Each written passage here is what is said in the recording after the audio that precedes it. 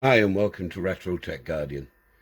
Today, this video is about the Plustron TVR5 from round about 1980s. I did find an advert for it in the internet, which I'll put a link in the description below, where it was advertised at $99.99 at some point in the 80s. It doesn't give a date, but it's definitely 80s.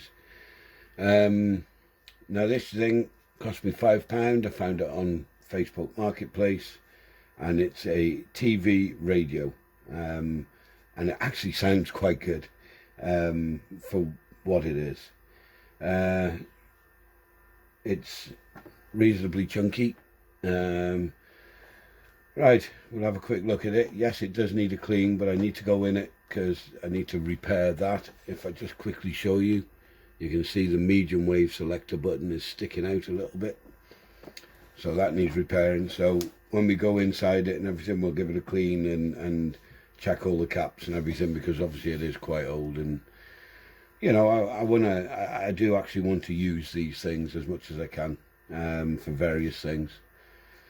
Okay, so on the front we have a 5-inch black and white CRT TV.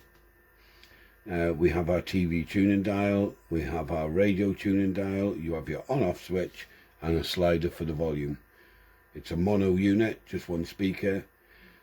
On the top here you've got UHF, that turns your TV on. And then you have local DX, so you could search for weaker signals and try and pull them in with that, but obviously there's no analog TV signals anymore, so I do create my own using a VCR and an Xbox 360. You can use anything instead of the Xbox. I have got a video on my channel. If you have a look through, you will find that. I just basically show how you set that up so you can transmit RF signals for your house, so you can use these old CRTVs again if you want to. So next to that you have AFC on and off. Now that's for your radio stations, doesn't affect your TV. Then you have a VHF, which is FM, and then medium wave and long wave. And you've also got your tuning dials here. Now there's no backlight on these. Some have a little light switch on the front to light them up, some don't. This particular one doesn't have it. Right, now on this side we have, if I'll show you a bit better if I can, there you go. You have your brightness, your contrast, your vertical hold and your horizontal hold. Here you have an extension antenna in, and here you have a switch where you choose between rod antenna and extension antenna. Now I'll drop it down to extension antenna because to show it I will be plugging it in instead of using the aerial, just coming straight out of the video. You have an earpiece here, which would be a mono earpiece. And then just here you've got 12 volt in, and again for some unknown reason it's negative center, but it's 12 volt negative center. And then you've got charge switch and normal.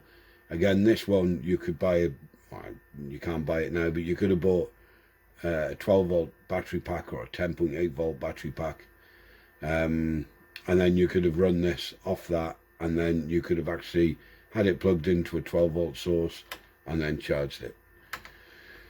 So on the back there is your battery compartment, so we'll just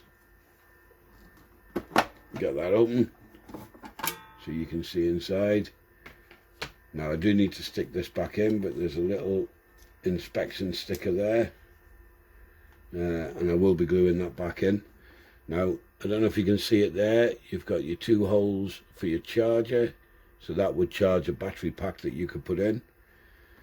This one actually takes 9 D cells, and at 1.5 volt that would be 13.5 volts. But if you use the NiCad batteries, they were 1.2 volts, so 9 of them would be 10.8. So it would charge a 10.8 battery pack, and it would run off 10.8 volts on that battery pack. So, right, let's get this down. On the other side, you'll have your carry handle. And usual for these, this one's on the side, not actually on the on the front where they normally come and flip down in front of the screen, and you carry them that way. There is no feet on the bottom to stand it up that way. The feet are actually on that end. For some reason you'd stand it up that way. I don't know why, but that's how they've got this one set up. And as you can see on the bottom, you have a little kickstand, so you can angle the TV up to watch it, the viewing angle better. And then on the back we have the label, which I always show off, and 9.6 volt rechargeable battery pack. Well, that doesn't make sense if there's 9 batteries. Oh, they must have used just 8 in the rechargeable battery pack. So there you go. And the power consumption is just 7 watts. And you can get a 12 volt car battery or AC adapter for that. To be honest, you could just buy a standard straight through 12 volt just a standard 12 volt charger lead for your car that goes in your cigarette lighter. And all you'd have to do is take the front apart and then just reverse the polarity, because remember, this is negative center. Okay, and then on the top you have your speaker grill, you have the model number, and you have your telescopic aerial. And just on the back here, as you can see in this bottom corner, made in Japan. So we will be plugging the aerial in to the extension antenna here. Now, I don't have the original power supply that came with this, but I have the power supply from my Triumph CTV 8000. Now this is rated at 1 amp, which would be 12 watts. This one's only rated at 7 watts, so I won't be overpowering the charger powering this up. And it is negative center, the same as this, so we can plug that in, and then we'll just push it back a little so you can see the screen. We'll turn it on, wait for it to warm up a little. There you go. And then we need to tune in the TV, so 36, which is around here somewhere. Alright, okay, our vertical hold's out. Just let me see if I can remember which one was vertical hold. Oh, there you go. So, as you can see, the screen's nice and clear. I'll turn the brightness down so you can see it a bit better in the... those connections obviously need a clean, as you can see. I'm only touching them, look, and they're going... That one's not so bad. But the contrast one needs a clean. It's interfering with the signal. So there you go. Nice little... Now let me see if I can tune that. There you go. So you do hear a small hum on this one, where on the Triumph one you didn't. But that could just be that the aerial's going past a lot of these power supplies I've got powered up to show everything working. So yeah, so that's it. Right, now then we'll try the FM radio. Turn the volume down.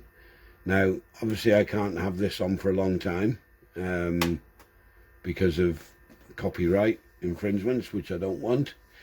So we'll turn the radio up, turn the sound up, that might help. Now there's no tone control on this at all, so,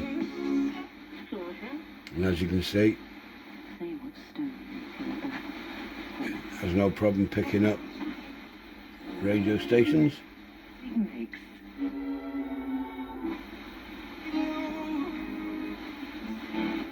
And the aerial's not even up, remember. So, right, we'll try the medium wave. I might get some interference in here. There you go. So the medium wave is working. We'll try long wave. Now you probably will get some interference on this one. The dark locked there you go. Safely outside. So as you can see, that's all working. It's not a bad little unit. It's not the fanciest or the prettiest of them, but I still quite like it. It's still got all the buttons and the knobs and the controls that I like. It's more hands-on than, like I say, modern technology today, which is what I like. So yeah, and like I say, I will be doing a separate video for this. It could be quite a few weeks away, this one, because I've got other projects coming which I'll tell you about in the next couple of videos. But I do need to repair this button, and I do need to give it a thorough clean, so we'll do that on a video. The aerial, as you can see, is pitted a little bit. I'll see if I can get that up a lot. I don't know. Actually, if I unplugged it, I might be able to pull it up to show you a bit easier. Don't know if that will come out on there. You might be able to see that that's quite badly pitted. So we'll give it a good clean. We'll check all the caps on it. Any that need replacing we'll replace. But that will be in a few weeks' time. So like I say, I'll put a link in the bottom of this to the advert that I found from the 1980s for sale for £100, just for curiosity if anybody wants to look. So as always, once again, thank you very much for watching, and we'll see you soon. Goodbye.